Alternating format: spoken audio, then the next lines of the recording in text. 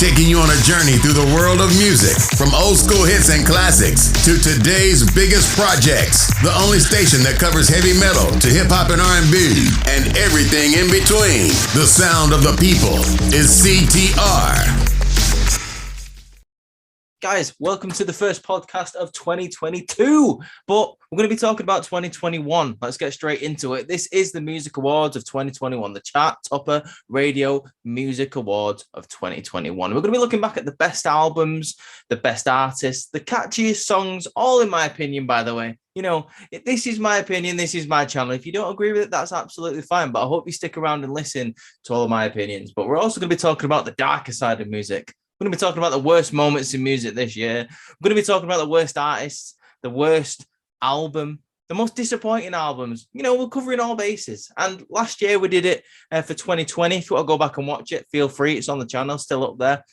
I was very hip hop based last year for the awards, but this year I'm going to diversify it a little bit. I'm really going to try and talk about all genres, mainly just because, you know, a lot of things happened this year. It wasn't just in hip hop. I mean, I know I talk about hip hop quite a lot on this channel, but a lot of things did happen. I mean, I am myself a massive hip hop fan, but that doesn't mean I just listen to it. I listen to all types of music. So this is why I'm going to try and implement it this year.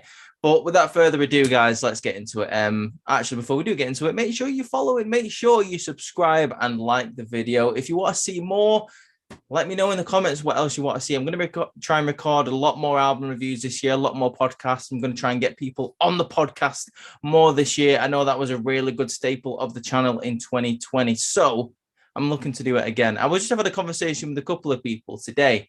I was trying to get them on for this awards, but it just wasn't possible. But I really wanted to get a video up for you guys. And today, I'm going to try and get it out of the way as quickly as possible. I'm going to try and not ramble, which I'm doing right now, but I usually do on my videos. But let's ignore that. But let's get straight into it. All right. For the first one, let's get the bad things out of the way first. Let's talk about the worst moment in 2021 for music. And for me, there's only one that really sticks out, isn't there? Like, if you can think about it in your head before I even say it, it means we're both on the same wavelength. And for the other people who can't think of it right now off the top of the head, think about it for a little bit more and you might come to the conclusion. Of course, guys, it's Astroworld 2021. The worst moment in not just hip hop, not just music, not just 2021. It might be one of the worst moments in music history. It was a true tragedy for not just for Travis Scott, because, you know, he really could have done more, but for the music community in general. You had quite a lot of people pass away during the event. You had a lot of people coming out on different platforms such as TikTok and Instagram and Facebook, like all the paramedics and all the people that were there. Some of the rappers that were on stage was talking about it. Some of the rappers that were in the VIP section were talking about it. Absolutely horrific scenes that could be seen not just on video, but just from the personal accounts of those people. So that is the worst one to get out of the way. There's no debate, in my opinion. There is absolutely no debate. It does get a bit more uplifting, a bit more of a chilled out vibe for the rest of the video. But yeah, let's get that one out of the way. Astroworld 2021, definitely the worst thing that happened for music in a long year for music. So let's go to the next one.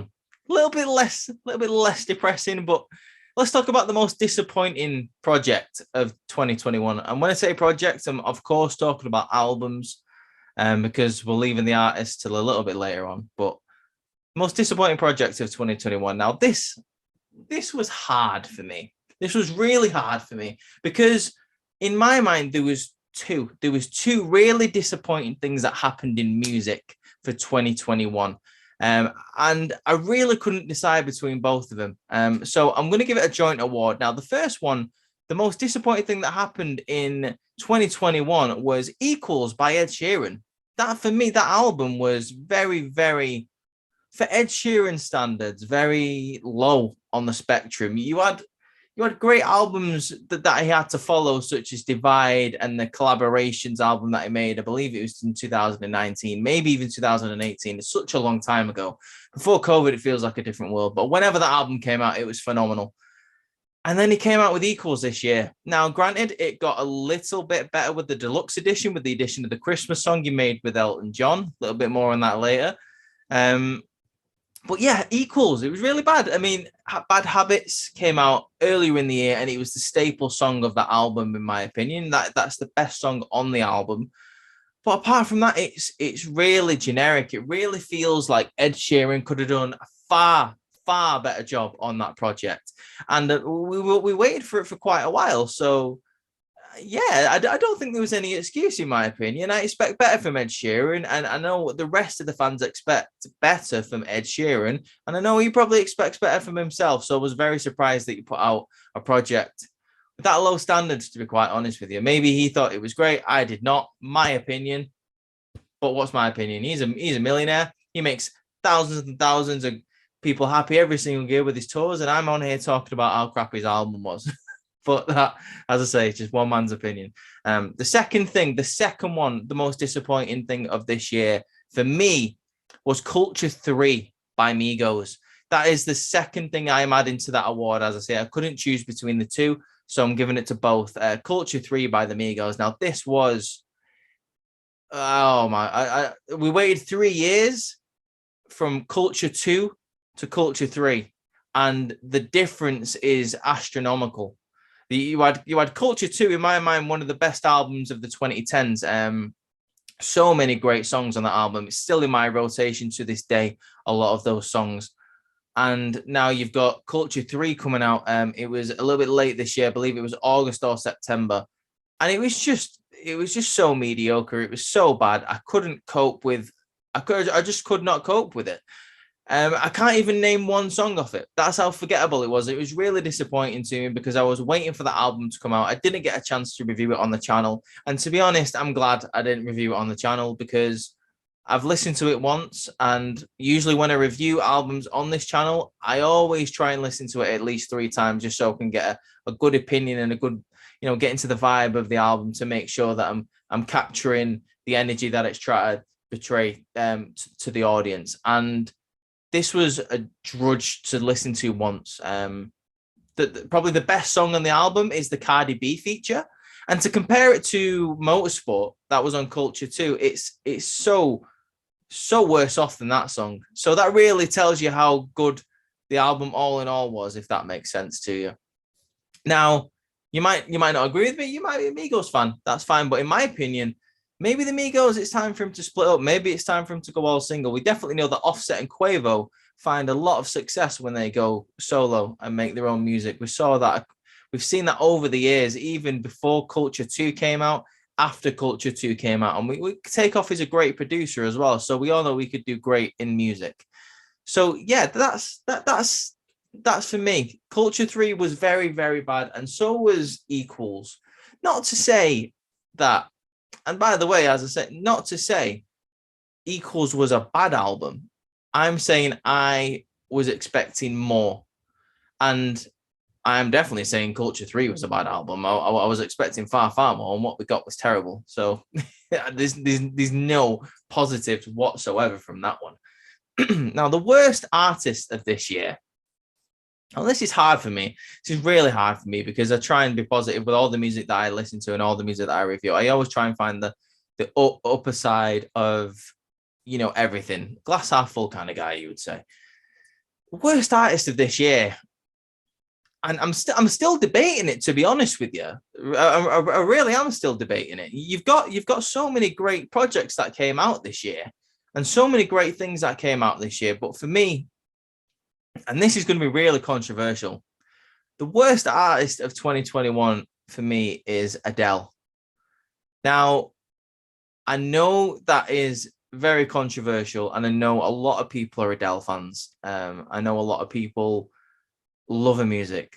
She's many people's favorite artist, and I can see why. I can see if why you're into that music, that's for you. But for me, it's time. It's really time for Adele to evolve. She's gone through so much changes in her life from her last album to this one. And the music for me has not changed a single bit. Not one single bit.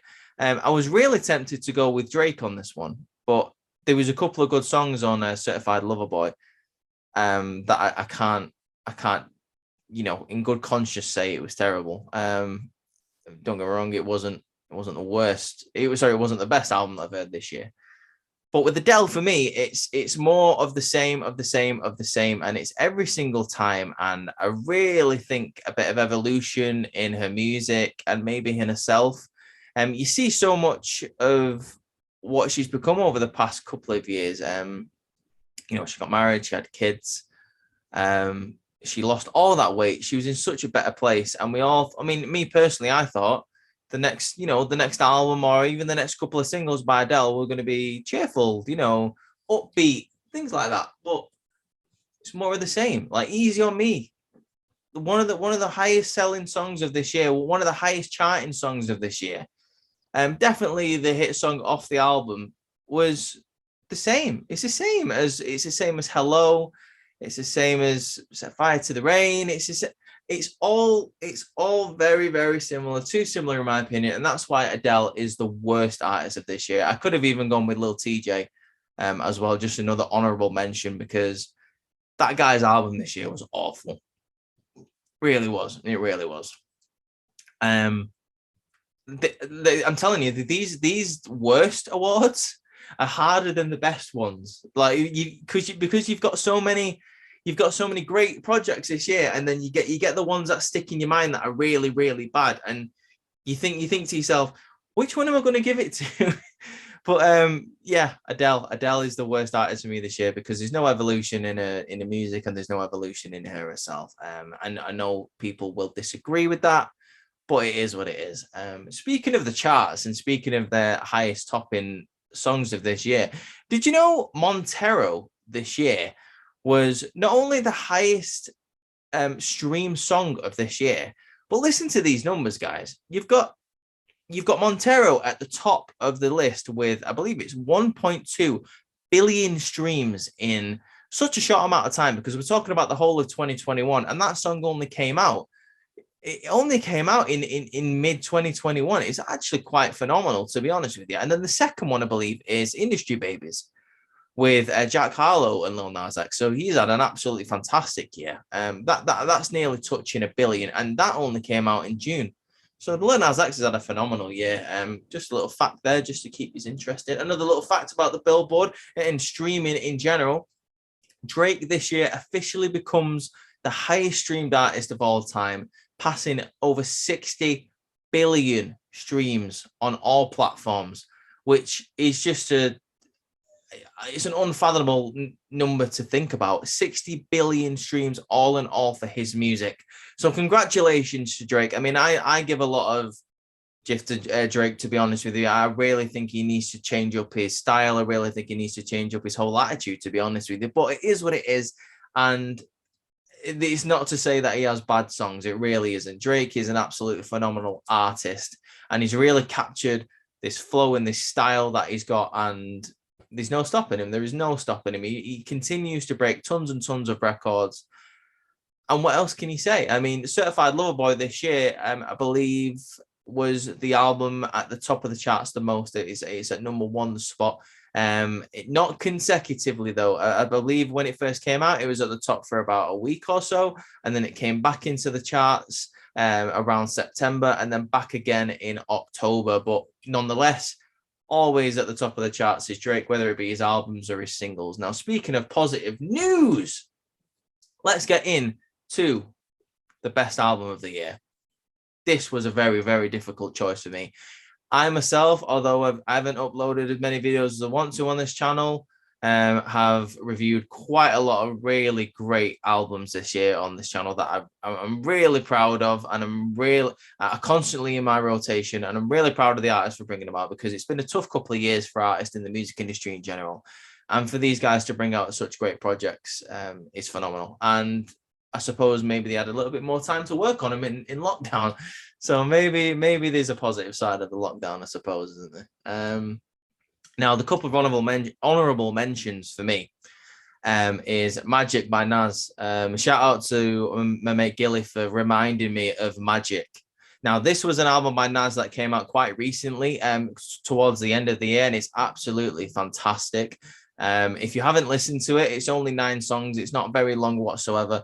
I would definitely recommend putting the time in to go listen to Magic by Nas. It's really, really good. And it's great to see Nas, even this late in his career, bringing out absolute bangers. So well done to him. The second one that I want to talk about is Donda by Kanye West, especially the deluxe edition by Kanye West. What a great album this is. I mean, I won't lie to you guys. It took me quite a long time to get to Donda. I mean, just look at the track list and how long it is. That's how long I was just seeing my life fly away looking at it. I mean, it's great when you get to it, but to look at, like, for example, you go on Spotify, the first thing I look for, I don't know about you guys, is how long is the album? How long is it going to take me to get through it? And am I going to enjoy it? And it was like an hour and a half. I was like, I can't do this. I mean, you had Certified Lover Boy came out at the same time, and that was about an hour and 20 minutes. So those 2 albums to come out in a space of about a week of each other was just soul crushing. But I'm glad that I managed to get around to it all, especially the deluxe edition by Kanye West. I mean, that stretched the album even further. But it was worth it because we had a great track from Andre 3000 as a feature on there. These are some great tunes. You had the tune with Jay-Z that was absolutely phenomenal. You had the tune with The Weeknd, which was absolutely amazing. I say absolutely a lot. I don't know if you've noticed. So Donda is definitely a nomination in my opinion. Another great album in my opinion that is definitely worth a shout out is Call Me If You Get Lost by Tyler, the Creator. These 3 albums, it made me really think about which one I wanted to give it to.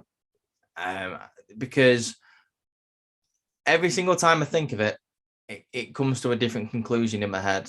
I was honestly stuck which ones to give this to. And once again, shout out to Gilly for reminding me of Magic, because when this came out, I was all over it. And then he sent it me asking me if I've heard it. And yes, I definitely have heard it. There was a couple of other great albums that came out towards the end of the year. You had Rick Ross dropping an amazing project at the end of the year. You had Polo G dropping another amazing project at the end of the year.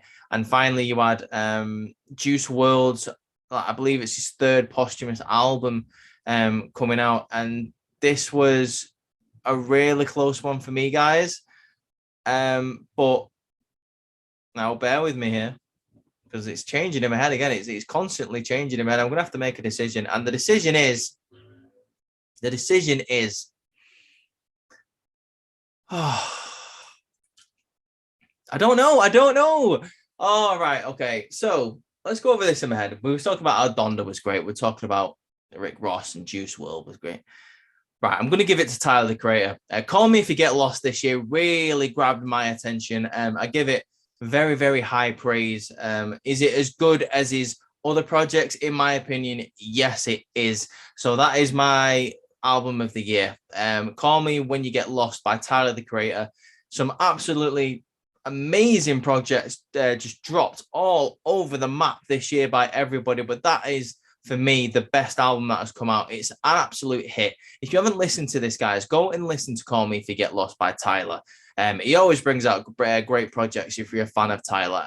I'd really like to see the rest of Odd Future maybe bring out a couple more. Where the hell is Frank Ocean? But that's not the point. Some great features on Call Me If You Get Lost. The diversity is what really grabbed me on this album. You didn't get one song that sounded the same, in my opinion. And you really had Tyler, the Creator, jump out on this album and really show everybody how good he actually is in terms of lyricism. That's one of the things he gets quite lobbied at. Lobbied against him, should I say?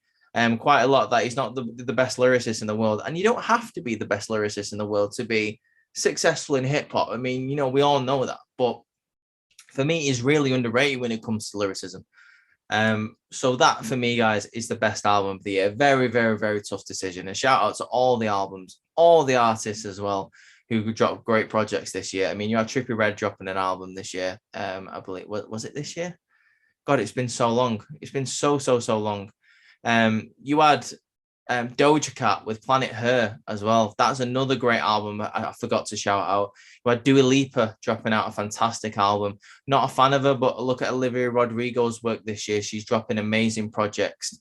So many great things this year, guys. Now let's move on to the best collaboration of the year. Now, this is a really interesting category for me. There is so many songs that could be on this category, and there is going to be, because I'm going to mention them right now. Some absolute shout outs, some nominations for me. You've got the Save Your Tears remix. You got The Weeknd featuring Ariana Grande, one of the most catchy songs of this year. Absolutely fantastic. I love this song. You had Kiss Me More with SZA and Doja Cat. That is a song that is still in my rotation constantly. It's really good.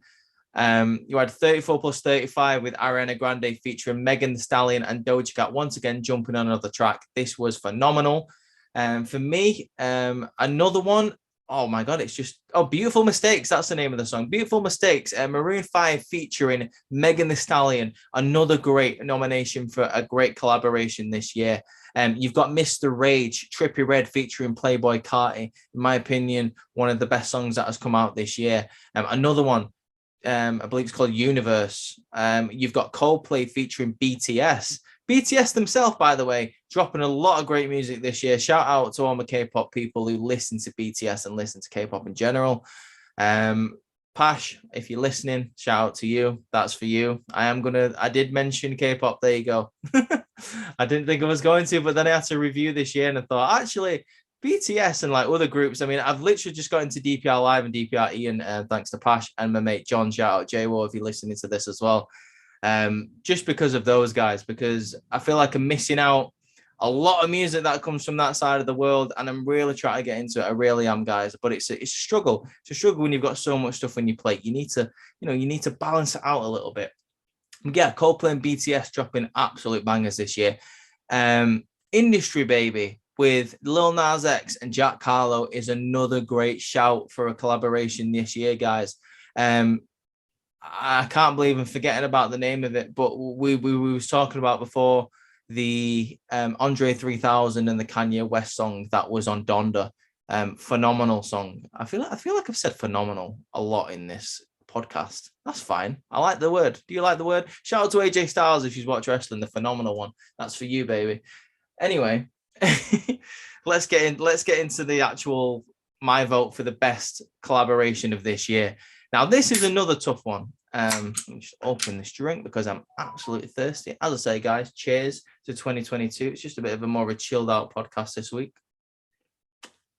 Not the first time I've ever drank on the camera. I think it is. So cheers once again. 2022. I hope it's a good one. I'm trying to get a little bit of time to myself because I'm still trying to think of the best collaboration of this year. Really tough one. It's honestly, it's so tough. Do you know what I said before, that the worst awards is harder to pick than the best awards? I think I might have to retract that statement because these best ones are really killing me. I had a list, guys. I had a list on my phone of all the best of all my awards, all my picks. It's on the phone, and I've thrown it out the window because I thought to myself, if you're going to go into this podcast with lists already on your phone, then it's less interesting because you don't get like a bit of free thought. So I'm going to give it to Universe with Coldplay and BTS. I really, really like this song. I think it's very, very catchy. And it was a really surprise collaboration for me. It's different than what Coldplay usually do. Without sounding too much not like a Coldplay song, if that makes sense. I think the inclusion of BTS really adds to it, in my opinion. So I think that's a great choice for this year, if I do say so myself. If I was to pick any, should we pick three, guys? Should we pick three? Because I feel like I'm doing a couple of songs a real disservice, to be honest with you. Let's pick three. Let's pick BTS and Coldplay. Don't know. I think I'm dying. Let's pick. I really like Kiss Me More with SZA and Doja Cat. That's another one I'm going to give the award to. Absolutely amazing. And then, shout out. I've just remembered this one and I've got to give it to him. Shout out to Dua Lipa and Elton John for Cold Cold Heart. I fell in love with this song the first time I heard it.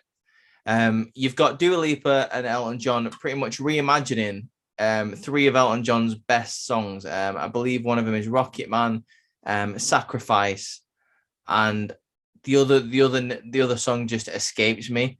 But oh my God, this song has been all over the radio, well deservedly so, and all over my playlist ever since it came out. So yeah, shout out to the Christmas song him and Ed Sheeran made as well. Elton John has had a fire year. Do you also know at the moment he's like the 7th most highest to listen to person in the world right now on Spotify?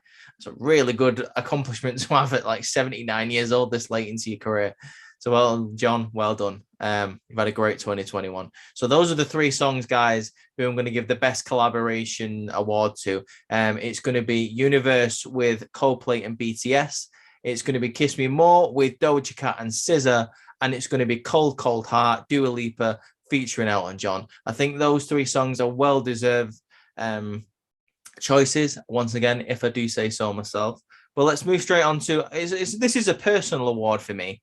The most catchy and my favorite song of this year.